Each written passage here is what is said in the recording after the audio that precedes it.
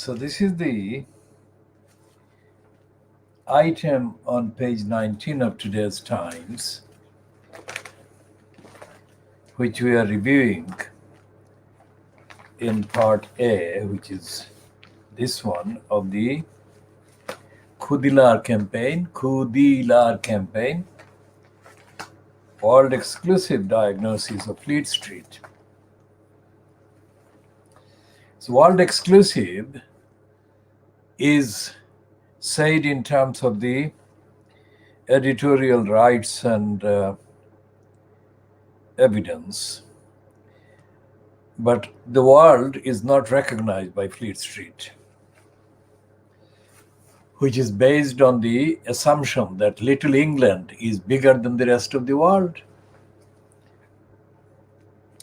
So here is a reference to the world, actually, which is the naming of an Ealing Borough road, or part of the road, Havelock, after the founder of the Sikh faith, Guru Nanak. So the Rao is road renamed after Sikh. It's not really renamed after Sikh. It's renamed after the Sikh religion's founder. Part of the Havelock Road, named after Major General Sir Henry Havelock, has been renamed Guru Nanak Road. And it says some residents have claimed that Havelock was a colonial oppressor, while others decried the eraser of history. Some local Sikhs expressed alarm that the road, that is Havelock Road, which they claim is rife with drug dealers and sex workers. So drugs and prostitution have been allowed by Ealing Council to dominate Havelock Road and cause the local people, individuals and families and others who are not criminals and not involved in crimes, to suffer round-the-clock losses of basic, quiet freedom and safety in their own home kind of estates and streets. Now, this is what we have said about local councils and councils allowing estates of criminality right across England. Local councils are committing crimes by allowing criminals, drug dealers, prostitutions, whatever the business of prostitution is a crime. And the attempts to excuse prostitution under various excuses are themselves part of the criminal denying of the rights of the people who are, as correctly described on the facts concerned, left with no alternative but to seek income by engaging in prostitution. Now, this is one of the most pervasive denials of human rights, and the pervasive denials of human rights by pushing women into prostitution is directly linked with the lack of democracy and lack of accountability to the ordinary people, to the voters, to society by the elected local councils. So this is related to the mainly Pakistani origin but English-born criminal gangs carrying out rapes and pimping by exploiting mainly white girls in many parts of northern England. Now that is only a tip of the iceberg. Tip of the iceberg meaning that criminal negligence and criminal kind of culture that were highlighted by the belated recognition of the crimes committed by English-born men of Pakistani origin exploiting white girls in the main is actually to be found in other boroughs, other parts of England. But they're being suppressed, and the suppression is intentionally being carried out and aided and abetted by the silent role being played by the Times newspaper, which has got this item about the Havelock Road on page 19 of today, Thursday, the 14th of January, 2021.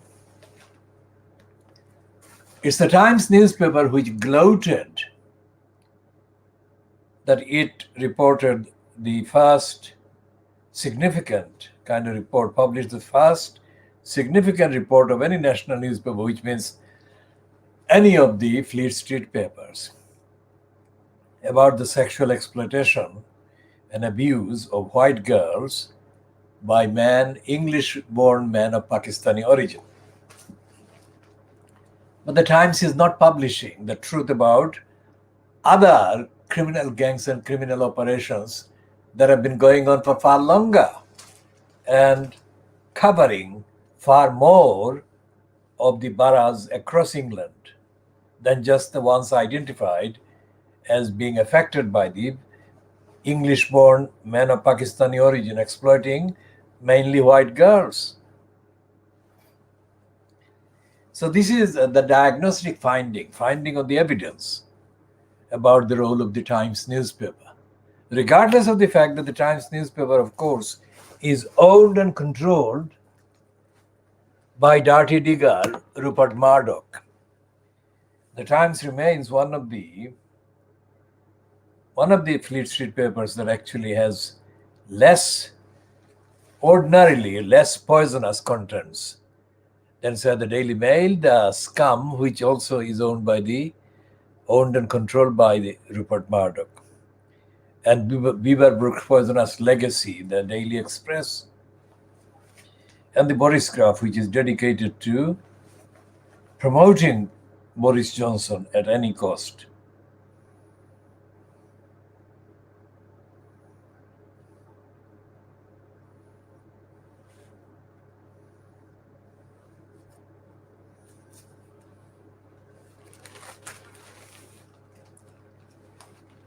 So there is a piece in there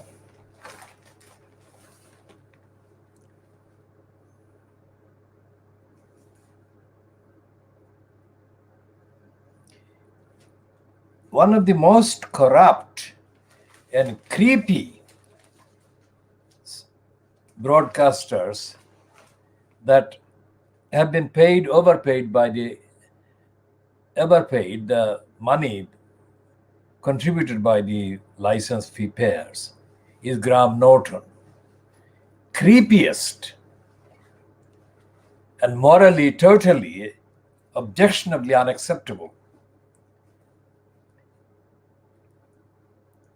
Keeps getting platformed by a variety of owners of those platforms, and this one includes the Virgin Radio. I mean, that is the fact that Graham Norton can have the platform that he does have and can be paid as much money as he keeps getting paid shows the sickness at the heart and the center of the media. Because Norton doesn't get audited, doesn't get held to account, and there is no contextual references to his role and the contents of his so-called broadcasts. Creepy is being kind. To use the word creepy about him is being kind because of the need to maintain basic universal dignity, we are not using certain words that the evidence of his behavior warrant.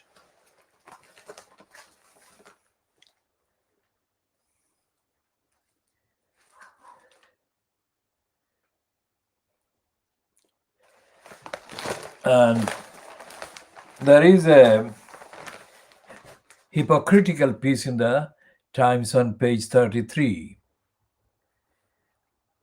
where they've got a picture of students in Punjabi dress celebrate Lori in Amritsar, a seasonal folk festival with bonfires, food, and dancing.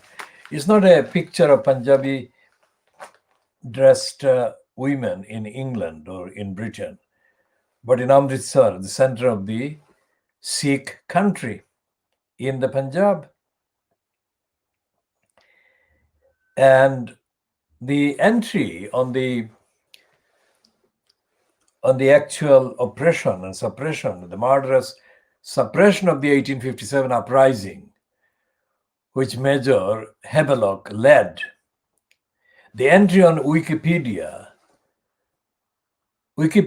ordinarily is racistly kind of in denial on most of the contents about empire, imperialism, racism.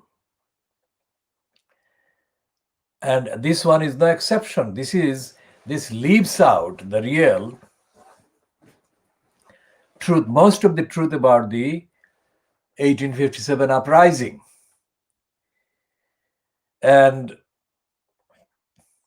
it doesn't relate the uprising to the thinking in Britain, where less than 20 years earlier, the British Parliament, so-called, had passed kind of the Education Act, or enforced the Education Act, applying to the subcontinent under the East India Company. And that act was, of course, mainly instrumented by the racist imperialist liar Thomas Babington Macaulay. Now, the whole of the subcontinent that became colonized by the British, fronted by the East India Company, was messed up culturally, ethically, morally. And the poverty today in the three countries, India, Pakistan, and Bangladesh, that together made the subcontinent at the time under the so-called British occupation. The poverty, the physical poverty, the material poverty, the political poverty, the social poverty that exist in those countries, with only minor kind of differences among them, that poverty is directly attributable to the British imperial distortion carried out over 190 years of official occupation.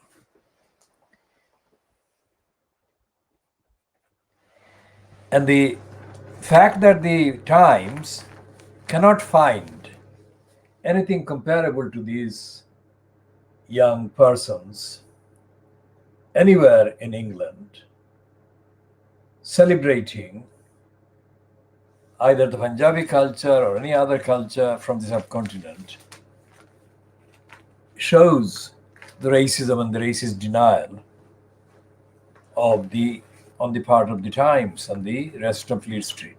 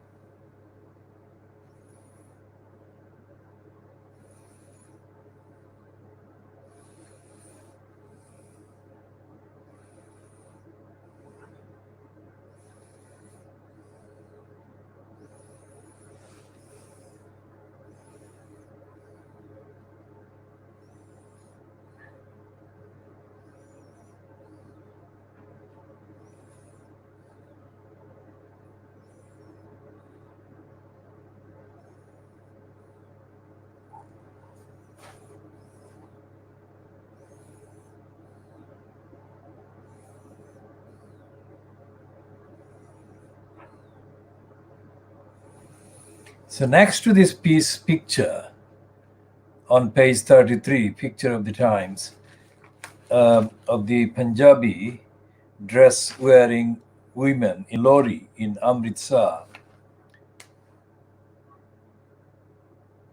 In Lori, that is a Lori festival, Lori event, Lohri.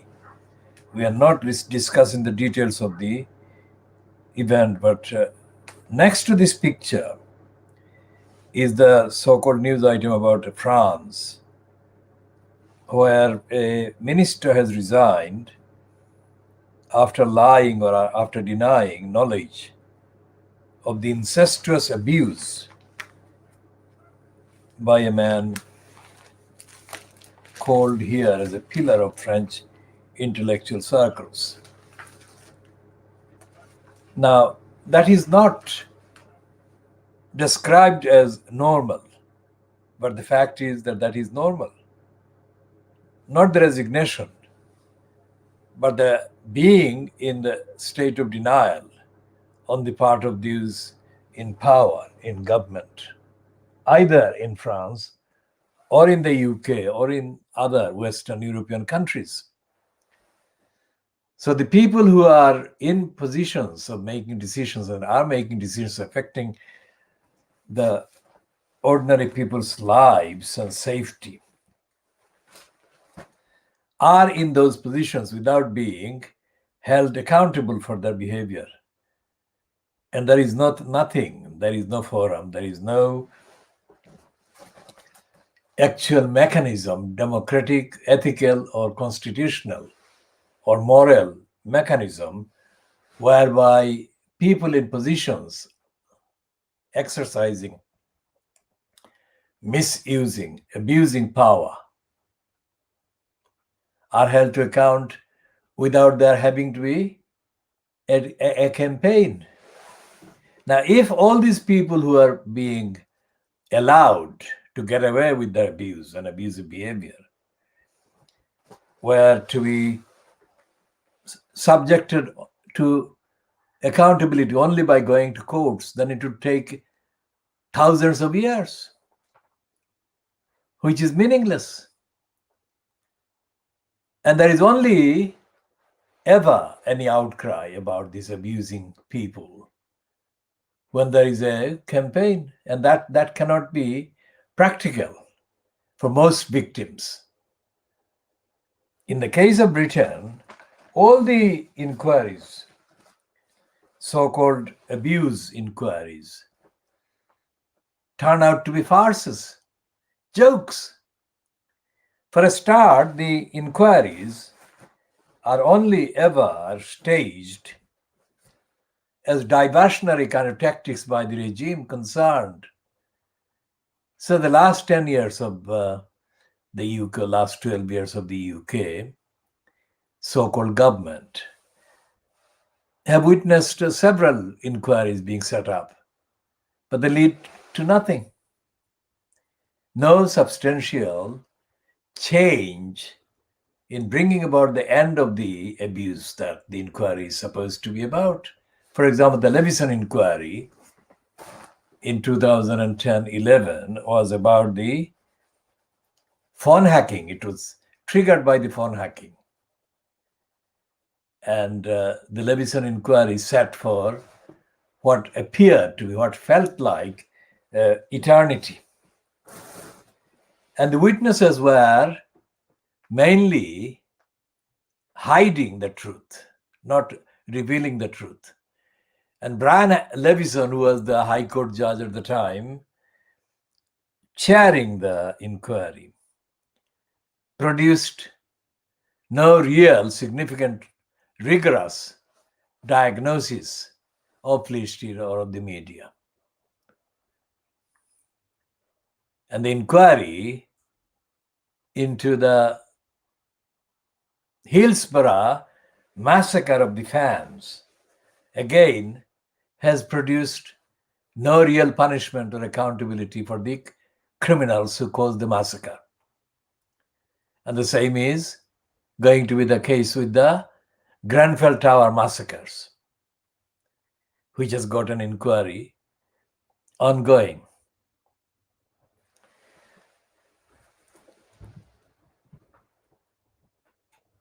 And the sex abuse of children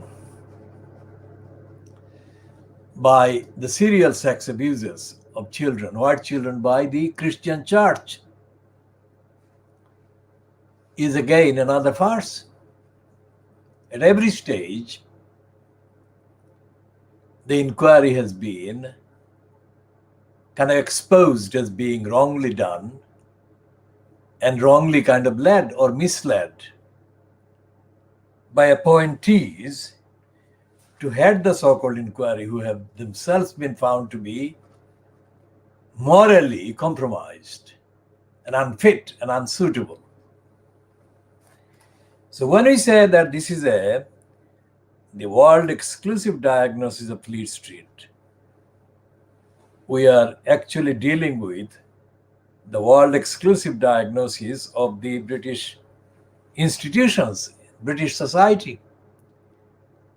People that are in control and who seek to be in control of power to make decisions affecting other people's lives. For example, in today's daily Boris Graph, the front page has got an item about COVID patients, COVID-19 patients being allowed to be sent to care homes. Now, care homes have been the scenes of thousands of deaths related to the COVID kind of pandemic of 2020. And there have been many expressions, completely routine, completely ritualistic, completely propaganda kind of stunts, expressions of outrage by the Boris Johnson fronted cabals called the UK government and others that are backing his kind of career. And there is no sign whatsoever that the so-called opposition, the official so-called opposition, fronted by Keir Starmer, is making anything like even 5% of fact-based, evidence-based, morally warranted, urgent kind of demands for an end to the corruption, the denial, the negligence, the massacres by the conservatives, by the Grenfell Tower massacres were committed mainly as directly resulting from conservative behavior, policies, councils, and parliament. And it was a case that for days after the massacre, then Conservative Prime Minister Theresa May failed to engage with the tragedy, with the massacres and the victims. And when she appointed the so-called inquiry with a retired kind of judge or similar person who is connected with the judiciary, she got the wrong person. And the terms of the inquiry are wrong, unfit, not suitable, not intended to create justice and transparent admission of the liabilities and responsibility for the massacres.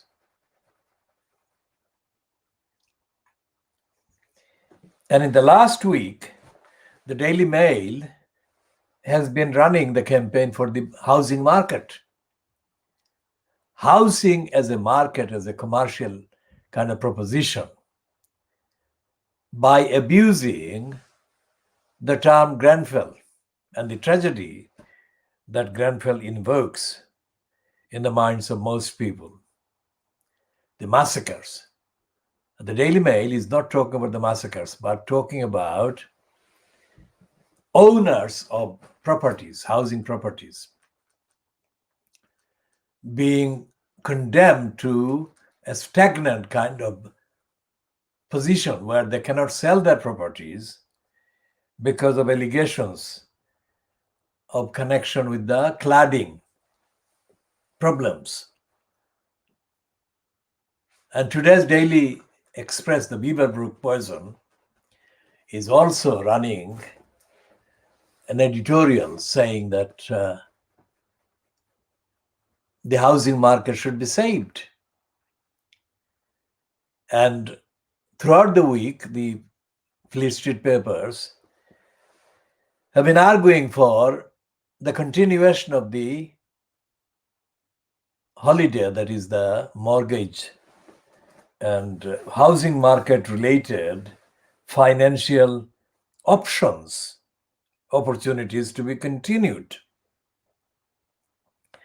This is a significant difference from recognizing the human rights to housing.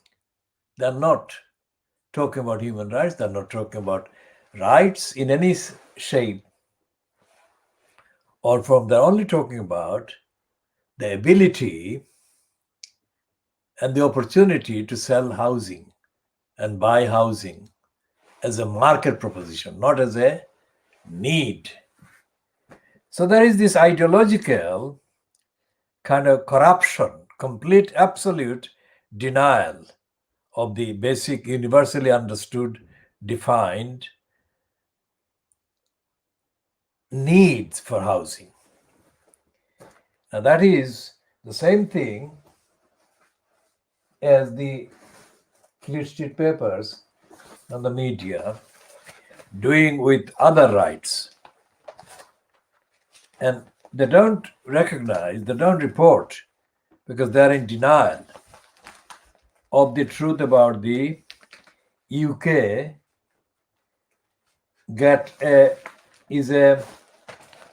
being a offshore kind of country where criminals from various other countries and jurisdictions can deposit various corruptly and criminally stolen money to launder through British City of London and British financial system, which is completely corrupt. And there is nothing in the Fleet Street papers about financial corruption and the lack of audit of financial behavior by the big companies, big businesses, and even by the government, because the government is used as an agency by big business operators who use the entirety of the conservative government and the machine in Whitehall, the so-called civil service, to launder their own contracts worth billions of pounds of public money, which is being pocketed by big business contractors without there being any accountability for what they are doing with that money. So, for example, in the first pandemic and the so-called emergency actions that the UK's finance minister, so-called Rishi Sunak, launched allegedly to deal with the impact of the lockdown and other restrictions caused by the UK's exposure to the pandemic. Most of the money that officially the UK government borrowed to fund the furlough, that is to say, allowing employees to stay at home and observe lockdown. Most of that money has been given to big business. And it is the second calendar year, there is no accounting for what they have done with that money.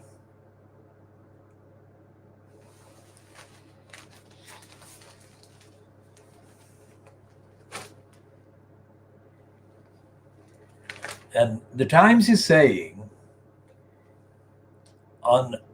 in the business section on page 36 that the Boris graph is now up for sale. The Daily Telegraph, known as the Boris graph, because the two of the brothers, the Barclay brothers, one of them died, as we discussed in the diagnosis yesterday, that is Wednesday, the 13th of January 2020. The Times is running an obituary on David Barclay, the Barclay brother who died this week. And on page 51, they're talking about him, is this obituary.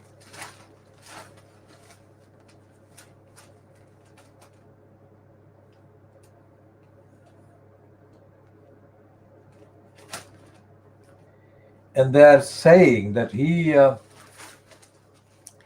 David Barclay was directly involved in the running of the Daily Boris Graph and the Boris Graph Sunday.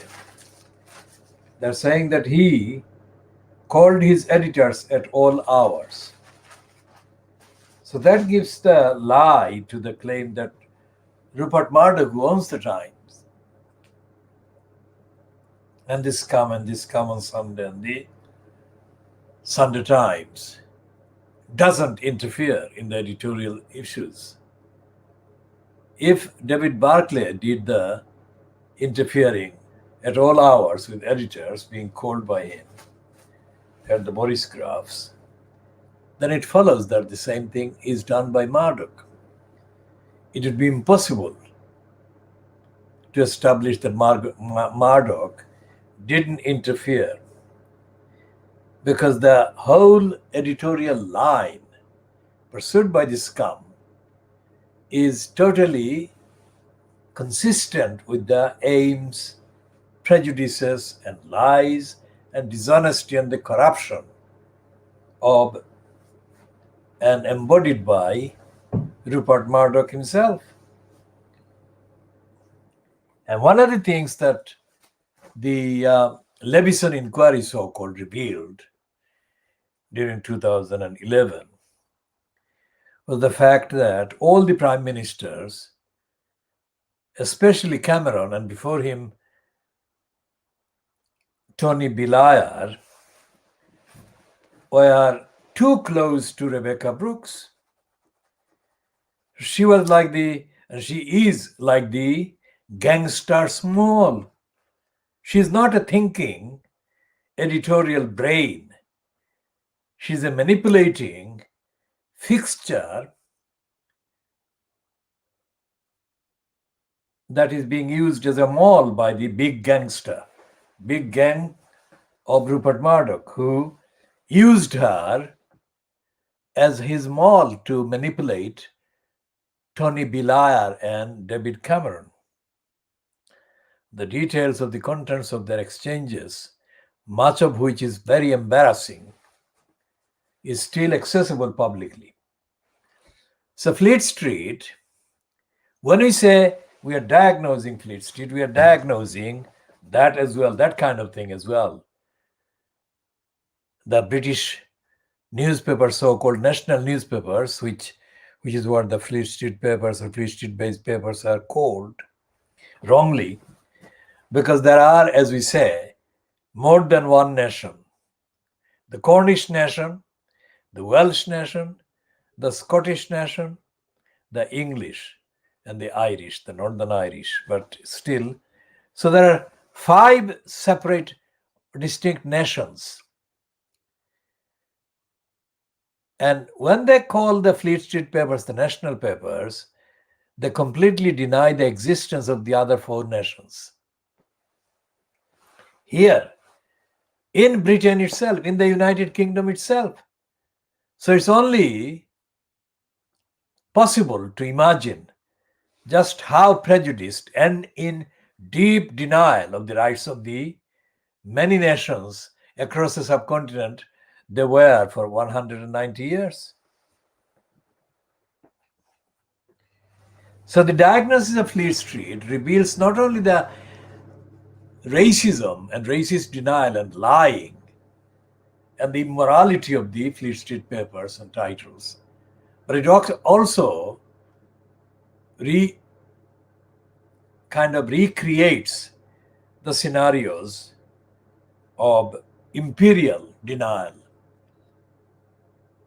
190 years is a very long time for the imperial occupation by people that didn't have the numbers, nor the moral energy or the power or the justification to occupy the subcontinent for even 10 years, let alone 190 years.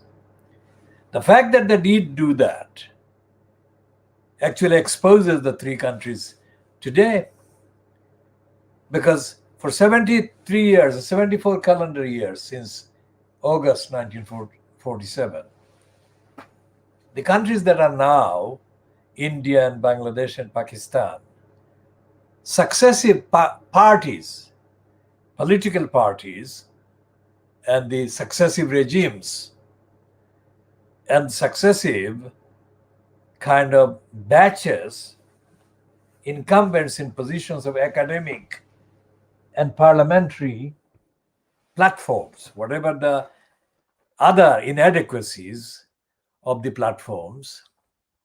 For example, democracy is a really shocking rarity in all these three countries, which are not democratic.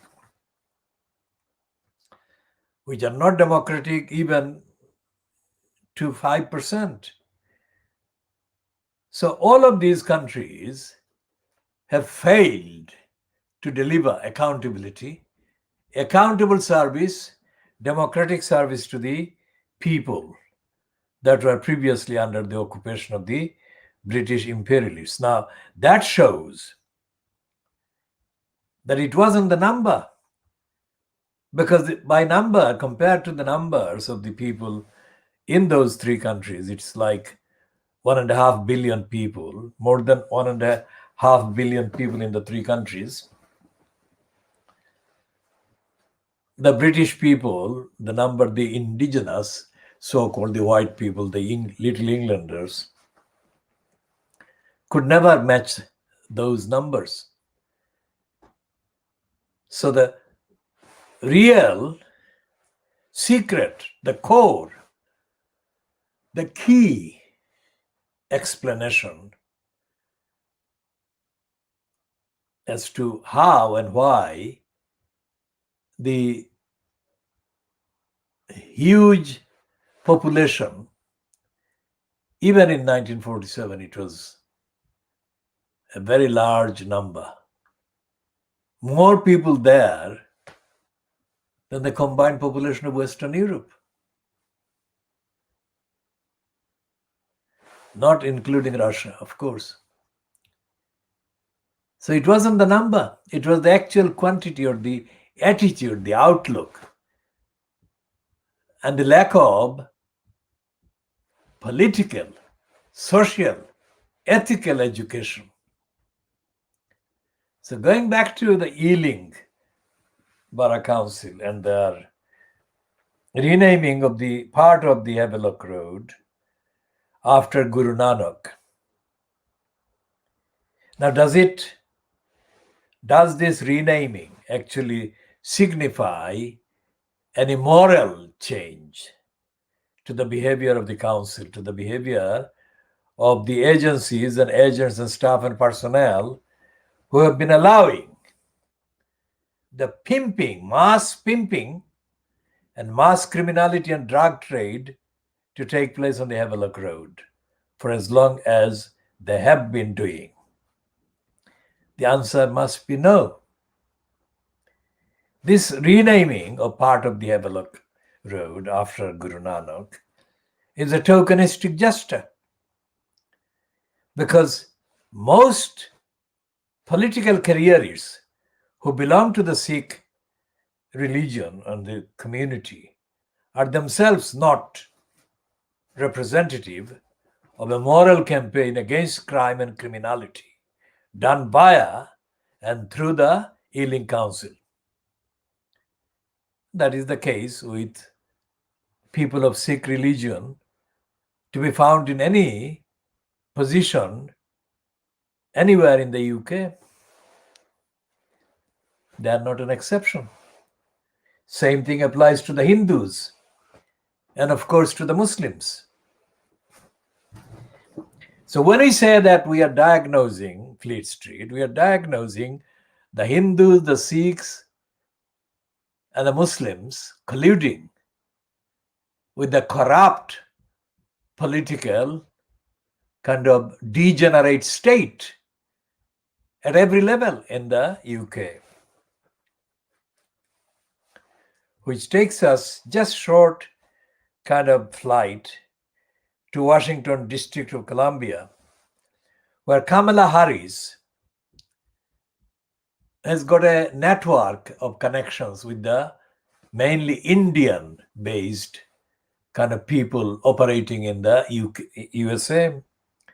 Now, Kamala Harris has not made much noise since the election, but she will make a lot of noise, and compared to the noise, she will make even more kind of networked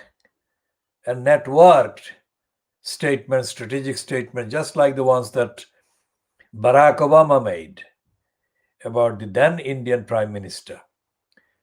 When Obama first took over, he actually praised the Indian Prime Minister of the time in tones and in language and in words and in phrases that could have been easily mistaken for being a religious dedication. Obama didn't do any such thing for a counterpart of the then Indian Prime Minister in any Muslim country or communities. So that is something that has to be reflected on. Obama was a careerist liar who opposed the general rights of Muslims. And that is what Kamala Harris will be trying craftily to do without kind of coming across as being doing what Obama did. But that is what she will be doing. And so therefore, that is a first warning against any claim that Kamala Harris, being of the backgrounds, mixed backgrounds that she is, represents a departure from the hostile environment internationally that the US administrations have maintained against Muslim countries and Muslim people generally. So the Democratic Party is not really democratic, despite the fact that the Democratic Party is being seen as a breath of fresh air when compared to the last 5 years of Donald Trump.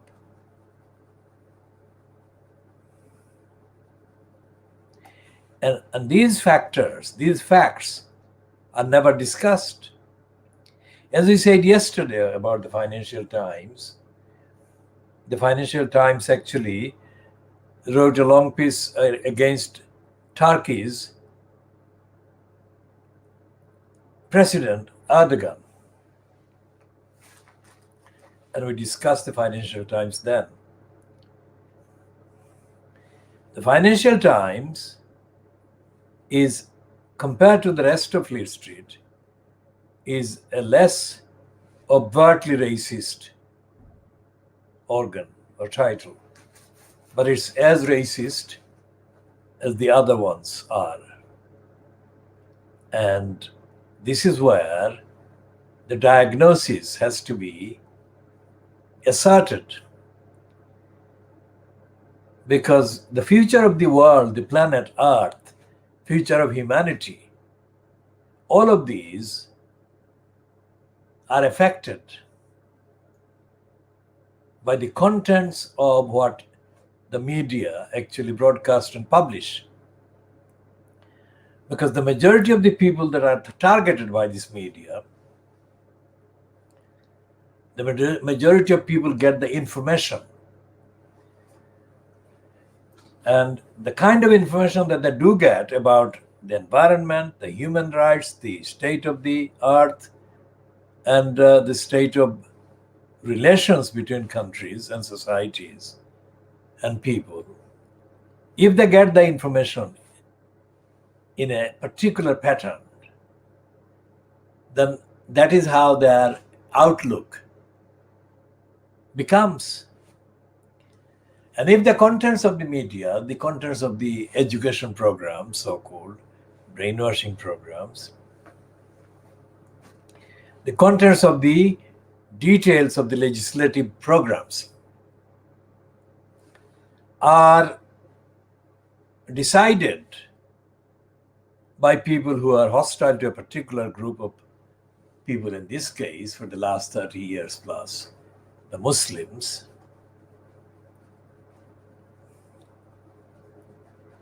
then the Muslims become less recognized despite claims to diversity and all the rest of it. And as Muslims form a significant part of the population of the planet, it is in the interest of the whole of humanity, of the whole of the planet, to make sure that the Muslims do not suffer denials, deprivation of their rights. I'm not talking about the Muslims who are in positions of power in states that are Muslim majority. I'm talking about the Muslim majority who are not in power and who bear the brunt of poverty, denial, deprivation, prejudice, hostility, obstruction, oppression in every country of the planet. How is that acceptable? Yet Fleet Street doesn't talk about that. The only reason they're talking about the Uyghur Muslims being persecuted by Chinese regime is to exploit that exploitation and persecution to further the aims of the UK regime and allied regimes in the West that are allied with the UK. It's a very different distinction, very significant distinction between Dominic Raab talking about Uyghur Muslims being persecuted by the Chinese and Dominic Raab actually following the persecution of Muslims everywhere else, including in China, except at the point where this persecution of the Uyghur Muslims can be cited by the British as part of their narrative in their particular manipulative dealings in foreign policy. So if you take that Dominic Raab position into the UK and into the Fleet Street behavior, it is the same.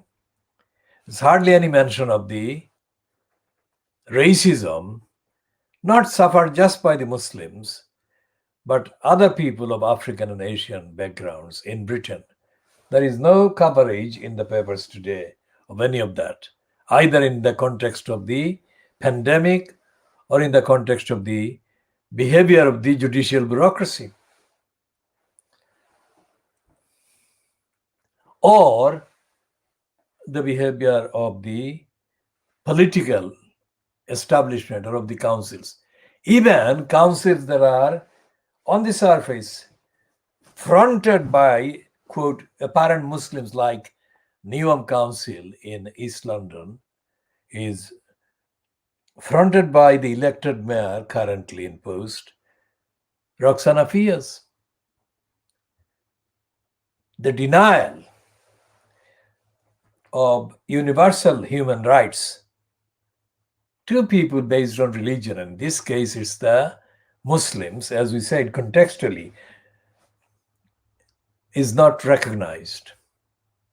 And nothing that Roxana Fias has actually published in her name, whoever has written it, whoever has scripted it as the incumbent in the post of the corrupt post of the elected mayor reflects the truth of the behavior, let alone recognizing the truth of the rights of the people being victimized and denied rights by prejudiced decision makers. We shall be talking at length about those prejudiced decision makers in due course. For this part A, we conclude at 11:16 hours GMT on Thursday, the 14th of January 2021. This part ends now.